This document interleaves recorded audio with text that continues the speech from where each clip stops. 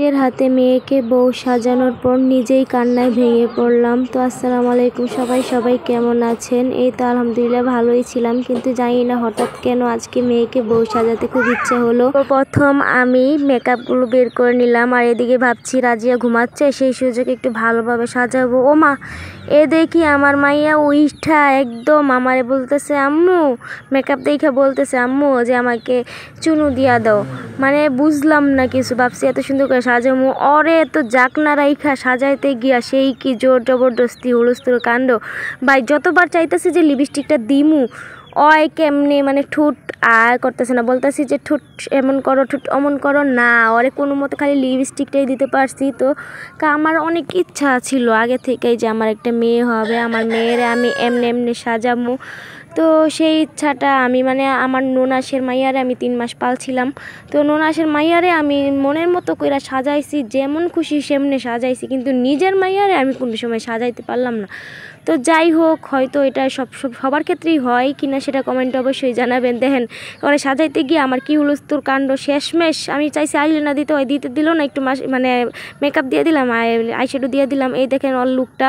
তো যাই হোক, আর এই যে দেখতে পাচ্ছেন এত সুন্দর একটা শাড়ি, এই শাড়িটা আমি কেসি কালেকশন পেজ থেকে নিছি। শাড়িটা কিন্তু অসম্ভব সুন্দর, আমি আগেই একবার ট্রাই করছি, কিন্তু আজকে ভালোভাবে ট্রাই করলাম। এই দেখছেন কত সুন্দর লাগতেছে এই শাড়িটা। যখন ফাইনাল লুক, আমি চুলটা বাইন্দা, এখন চুল তো বাঁধতে চাইতেছি না, ওই চুলটা কি করছে, ব্যান্ডটা দেখছে আম্মু চুল ব্যান আমারে চুল ব্যান কইরা পাগল বানাই দিতেছে। আমার মাইয়া ভাই এত পাকনা কথা কইতে পারে, তো বলা থাক, যাই হোক।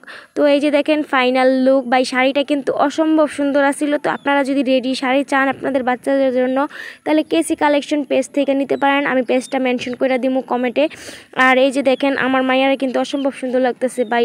এই যে এই দিনটা প্রত্যেকটা মায়ের জন্য যে কতটা খারাপ, মানে কতটা কষ্টের, তো এটা আমি আজকে অনুভব করতে পারলাম ওরে যখন আমি বউটা সাজাইলাম আর ভিডিওটা এডিট করতে নিলাম। ভাই আমার অনেক কষ্ট লাগতেছে, আমি বুঝাইতে পারতেছি না।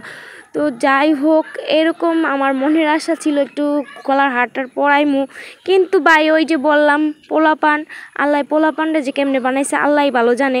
তো কিছু করতে দিতেছে না, কোনো মতে যে এইটুকু করতে পারছি, তো এটাই অনেক কিছু।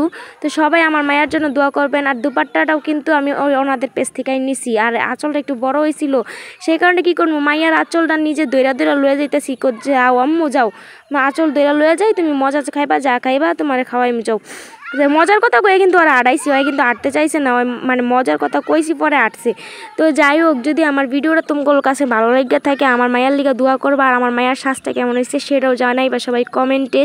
আর সবাই কিন্তু আমার পেজটারে ফলো করে দিবা। সবাই ভালো থাকবে, আল্লাহ হাফেজ।